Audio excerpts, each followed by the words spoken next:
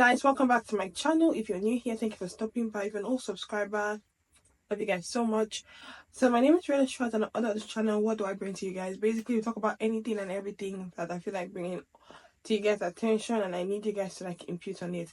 So without further ado, let's just dive right into the video. So guys, today's video is about the latest gossip in town, the latest gist, the latest saga in town, an ongoing saga between Senator Akpabio and Natasha. I hope I'm pronouncing her name correctly. So if you haven't following the story, I'm just gonna give you guys a back date of this story and basically just dive into it and just like give my take on it, and just I want to actually hear you guys take on the said topic. In the story, there's drama, there's allegation, there's suspension, and even a lawsuit has been involved in the mix. So what's been going on in the Senate House of Representatives? In late February 2025, Senator Natasha accused the Senate President Akpabio of sexual harassment. We all know that this is a month where women are celebrated and everything, and we are facing a situation that is coming out from Nigeria that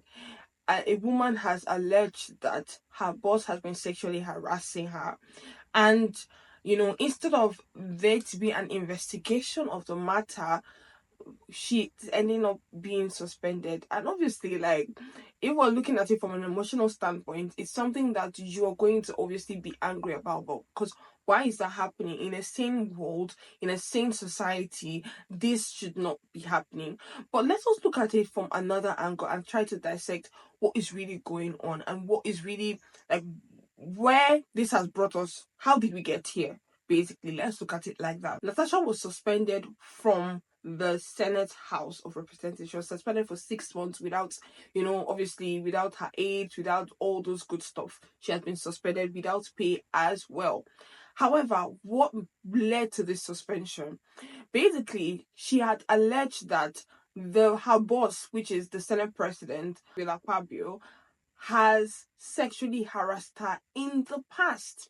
Now, when did this incident occurred? She actually said that it occurred in his residence. The matter between you and Akpabio. Yes, so many people do not know what I'm about to say, but I'm going to speak my own truth. And the Senate President is allowed to counter that. It all started on the 8th of December, 2023, which was a day before his birthday and my birthday. We are birthday mates. We were all in Akpabio because he had a big fanfare in the stadium. Myself, my husband, and a few of his close friends, we went to Akpabio. And at first, we were at Ikot Ekpene. We were in his house in Ikot Ekpene. Then we all moved to his house in Uyo, which was about 8 p.m. And he held my hand and said he wanted to show me around his house. My husband was walking behind us, just 3 of us. We're walking around from room to room. He showed me the beautiful interior. This was done by this, by that, this designer here, he bought this from us. Like, oh, it's beautiful. And then I noticed that he hastened his pace while still holding my hand. And my husband was behind, still on his phone, but he was catching up whenever he could. And then he got to this particular sitting room, and he said, "Do you like my house?" I said, "Of course, sir. Every room, beautiful, nice interior, quality taste." He said, "Now that you're a senator, I'm going to create a time for us to come spend quality moments here. You will enjoy it." At that point, I just pulled away and I was like, I don't really understand what exactly that meant. Another thing that is actually very appalling is the fact that politics is just so messy. You guys, if you guys remember, like if you guys have actually followed the story, you will see that some people went out to protest for Akpabio, and some people also went out to protest for Natasha. Now, the case was, people that went out to protest for Akpabio, they were obviously from Akpabio, and yes, Akpabio has impacted a lot of lives, and they didn't really know what was really happening. Like, they didn't really understand the fight, what the fight was about, but they went out, and this just breaks my heart because it just shows the level at which these politicians would go. It's like, yes, we know you have helped people in the past, but like, you are not told people what the real issue is. And they have now gone out because a lot of them are not educated, right? They don't know these things. So they're just walking blindly into the field, into your war front that you put them in there, knowing fully well that they will look stupid. You're going to make them a mockery. Imagine a man that was alleged sexually harass somebody using women as tools again to fight for himself. Like, I don't know if that makes sense, but it's like, you're using people that don't even know what you're talking about to go and say, we want Akpabio to do this, da, da, da, da. Like, what is that? What is that? So it's just heartbreaking to see in this time and age the length at which these politicians are gonna go to do whatever they need to do, like, to get word out there. They would do and undo. We have seen it in many cases. During the NSAS, we saw it. Even now, we are seeing it. Even other cases, they use people to do their dirty work, right? The dirty work for them. Unfortunately, but this is the world that we live in, and these are the things that we see. All right, moving on. The question is, why is this coming out now? And this is a question that people always say, why is it that a woman will come and be like, why is it coming out now? That. I quite frankly believe that in a case like this, yeah, I quite frankly believe that people should have some sort of evidence. However, I understand that, when it comes to sexual harassment, there's only so much evidence that you can have. Except you have a voice recording, except you have some sort of text message, it wouldn't really hold water. And for a kind of person like Godswill Akpabio, this is a man that is like a very powerful man. So are we looking at power dynamics here? Are we looking at power playing out on, a poor innocent victim? Or what exactly are we looking at? I just want us to, share in the comment section, what do you really think this is about? Is it a power dynamics thing, or is it just unfair that a woman would report a case of sexual harassment and it's just taken lightly? I've seen a lot of clips going through this topic, and I've seen a lot of clips, and one of the clips that stood out for me was the fact that the man said that women do not have a place. Women should go under an evaluation before they come to a government position, or before they have like a governmental or government seat. And let me add that the women folk and indeed public officers may have in future to be subjected to a mental stability test in order that you qualify to be a governor, a councillor, or a senator. Now, I actually do not agree with that, because I feel like women have been in the government in a long time, and for somebody like Natasha to get to that position, it's not just because she is a woman or whatever. It's because she's competent. She has done her due diligence, and she has done everything that she needs to do to get to where she got to. She didn't get to where she got to on a platter of gold. It was hard work. Now, I'm digressing. Let me just go back to this topic. For those that do not understand or what's really going on. Now, there are reasons why Natasha is angry. The first reason why she's angry: removal from committee chair position. She was reportedly removed from her role as a chair for the local content committee. This is one of the reasons that led to her frustration. Another thing that led to her frustration was there was a disagreement over a seat assignment. Like, she went, I think she sat down in the wrong place and she was asked to move to another seat, all those kind of things. That also made her angry. And the last but not the least is the sexual harassment allegation that she made on the Senate president. Yes, I'm going to play the clip right now. Let us watch it together.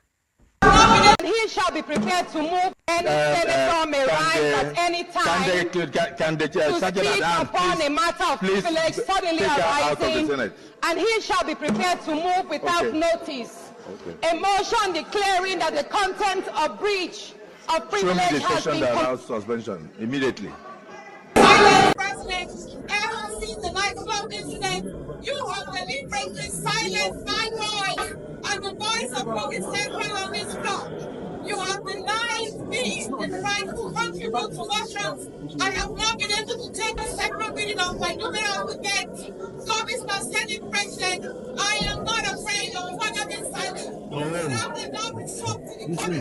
I will choose as the Senate was duly elected by my people, I choose to remain on this seat. How was there? The worst you will do, Mr. Senate President, is to suspend me from sitting. And I promise you, the fact that I am this chariot does not mean that I will sit contribute my water to the development of my people, the women of Nigeria, and Nigeria for life. Mr. Senate President, I have taken a lot back from you. So I don't want to speak publicly, but with you, I will tell Nigeria so. How you are discriminated against me, how you have maligned me, how you have dehumanized me. The choice of words said you can be in the Senate. I'm not looking to be rich, little womankind, and I have tolerated a whole lot. For me, I am not afraid of you. So guys, in this actual video, right, in this video we are saying that she's actually really frustrated, and it could be said that she's letting her emotions get to the best of her. But I feel like, based off of this video now, when I was doing my research, and when I was like, trying to compile this video together, based on my research, a lot of people were saying that, you see, this is why women are not supposed to be in a place of power. They're too emotional for this role, and yada yada yada. To be honest, I was actually really pained that this kind of thing can be said in this year 2025 about women in positions of power, because I do believe that women could be in positions of power. And yes, unfortunately, she allowed her emotions to get the best of her. However, we are not robots. People are not robots. But then again, there's a time and a place. And I feel like this sexual harassment thing, for somebody like Akpabio, for somebody like the Senate president of a country, if you want to say that they have sexually harassed you, I believe that you should have some sort of evidence, because in the court of law, or wherever you take this kind of case to, I'm just dissecting it logically for you guys to please let me know if you think what you think in the comment section. But this is my take on it. In a court of law, right, when people go to the law doesn't work on emotions. Law works on facts, right? And if you have actual evidence, this is a powerful man. It's just not some random man. Like, if it was some random man, obviously by now he probably would have been in jail. But this is a powerful man, and with powerful men, you just can't come and say things like this, because they have power. If they don't have any other thing, they have power. Even if they have money, their money is not really doesn't really hold water. Like, it does hold water, but then the power holds more water than the money in situations like this. And for a powerful man like Akpabio, you just have to come correct, and you have to do your due diligence in terms of going through the right channels to pass your message across. Going to the right channels in this sense would have been maybe reporting it in a way that you have not breached any law, because in every place there is laws and order, there are rules and regulations. You have to follow the due process. It doesn't make sense that they did not investigate, or they don't want to investigate. But let us look at it now. Who would want to investigate a case? Who would want to investigate a case where the Senate president is proceeding over? And in Nigeria, that we know that a lot of things are done with eye service, and this is the problem. I'm getting to the point. This is the root. These are the problems that we have in Nigeria. In Nigeria, we know there's a lot of eye service in Nigeria, and nobody wants to get on anybody's bad books, because it's man no man in Nigeria. It's always man no man, right? I don't think anybody in their right mind in the Senate who want to support her in this time, because clearly they want favors. People want favors, good or bad. They want to be in Akpabio's good books. So it's just absurd to think that they would sign a motion that would say that this should be an open investigation. Is it fair? Unfortunately, it is not fair. But politics is not a fair game. It's not a case of fairness. And this is where it sucks, because in as much as it's a woman thing, in as much as the sexual harassment thing, which is a serious issue, how do you want to fight a case that you don't have evidence for? How do you want to fight a case that it could have been true that happened, but how do you want us to defend this cause? Do you understand what I mean? The big question is, why is Natasha bringing this up now? That's the big question. A lot of people are saying, why is she bringing it up now? A lot of people are very emotional about it and very logical about it. Some people are trying to, use facts or some sort of facts. But the big question remains, why is she coming out now? Why did she have to say that this is happening now? Is it to be vindictive? Is it because she did not get what she wanted and now this is now her own way of, tit for tat? Why is she coming out now? People believe that she's using this as a strategy because there's obviously tension between her and the Senate president. And a lot of people, Nigerians, like just that outburst alone, I think I played it before, just that outburst alone of her, exchanging words with the Senate president. It's just a case of people are saying, oh, she's very disrespectful, she doesn't respect anybody. This is a workplace, you're supposed to respect, authority. But now, going back to the subject matter, and people are saying, obviously, why did she come out now? Other people are saying, how would she have come out then? Even if she had come out then, a lot of people would not have believed her. This is why women don't like speaking up against sexual harassment at the workplace, because once they start speaking, people will be more focused on the timing rather than the accusation at hand, right? This is my own thought process. So I feel like there could be reasons why she didn't speak up, right? You can leave guys, leave in the comment section, why would you think she did not speak up earlier? So for me, I feel like one of the reasons is fear of backlash. Because let's be real, if she had spoken up at the time, her career would have been sabotaged. Nigerian politics is a very dangerous game. It's like survival of the fittest. That's how it is. And like I mentioned before, it's man who no man, right? Could this have been a selfish thing to do? Or could it actually be a fear of, her career being sabotaged, threats, and all the likes?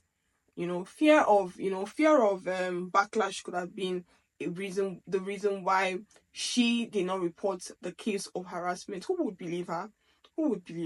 And even if they did believe her, who would actually want to voice out? Right? That's one. Fear of the backlash. The next reason is the lack of trust in the system. So basically, we know that in the Nigerian system, Nigeria in itself, it's a highly patriarchy system. It's highly patriarchy nation. Even if she had spoken up earlier, would anything be done? What would have happened? And now people would argue that, so if nothing would have been done then, what makes you think that anything will be done now, right? However, this is also part of the reasons why she probably did not speak up then. Maybe she felt like this is the right time for her to, say it now, because now she had a stronger platform, and it just felt right to come and talk about it now. She had a stronger platform, and she feels like she's able to fight these situations or this kind of occurrence now. Now, there are many controversies surrounding Natasha. There are many controversies. People are saying that, oh, she's a loose woman. They're trying to paint a narrative. I can see on social media they're trying to paint a narrative that she's a loose woman. She's had kids for 6 different men. They're trying to paint a narrative that she always says, people have harassed her in the past and they did not hold water. Why do we think that this right now is actually, legit? There's so many controversies on social media. However, the fact still remains that sexual harassment is no joke. The timing does make people a little bit skeptical. But does delay automatically mean that she's lying? It could also mean that she's actually telling the truth. Does it show that women, especially in male-dominated space, find it so hard to speak up at first? So guys, what do you think? Does the timing make her claim less valid? Or we should actually focus on the real issue, which is investigating this case of sexual harassment? Let's flip the script. If a male came out to make this allegation, would the uproar be different, or would it actually be the same? Would would they have suspended that mail, right? Or would they have actually investigated it? And let us be honest, we know that Nigerian politics is mostly a boys' club, right? It's a boys' club, as we see. But Natasha isn't backing down. She's actually taking this case to the court, and she's saying Akpabio for 100 billion naira. Would the legal system actually take her seriously, or would this actually be another case where she feels woefully? My fear about this whole situation is, if this kind of thing can happen to Natasha, and Natasha is in a very big place in the government, if this kind of situation can happen to Natasha and she's being shut down, that's, for me, that's like my biggest fear in this whole saga. If this kind of thing can happen to her, how much more the rest of the women in Nigeria? I'm not talking about outside Nigeria, I'm talking about in Nigeria. How much more the people that have actually gone through this. I'm not saying she didn't go through it, but how much more people that do not have the kind of power that she has? What is the fate of those women? What does it actually take for a woman in power to be heard and respected? Now, on a normal day, if she wasn't married, I'd be like, this one, you have been in your husband's house cooking. But she's married, though. She's married, and she is in this kind of position. So what really does it take for women in power to be respected, to be heard, and, you know, to be valued? Because the way I see it is like a coup. How can you just shut her down just like that and be like, we're not investigating this case at all, we're not doing this, we're not doing that? Why would that, why is that happening in 2025? That is my argument. Yes, she doesn't have evidence, or yes, there are no evidence presented as of now, but even at that, why was there such immediate need to shut her down and give her 6 months suspension, right? What do you think? Is this just politics as usual, or this is just a clear message to women in Nigeria to stay in their places? Let us know in the comment section. So guys, we've come to the end of this video. Kindly drop your comments of what you think about this actual story unfolding right before our eyes. Let me know. I really look forward to, you know, reading your comments and actually sharing my 2 cents on there as well. Don't forget to hit the subscribe button and like this video, share with your friends and family. I look forward to seeing you guys in my next video. Stay safe and make good choices. Mwah.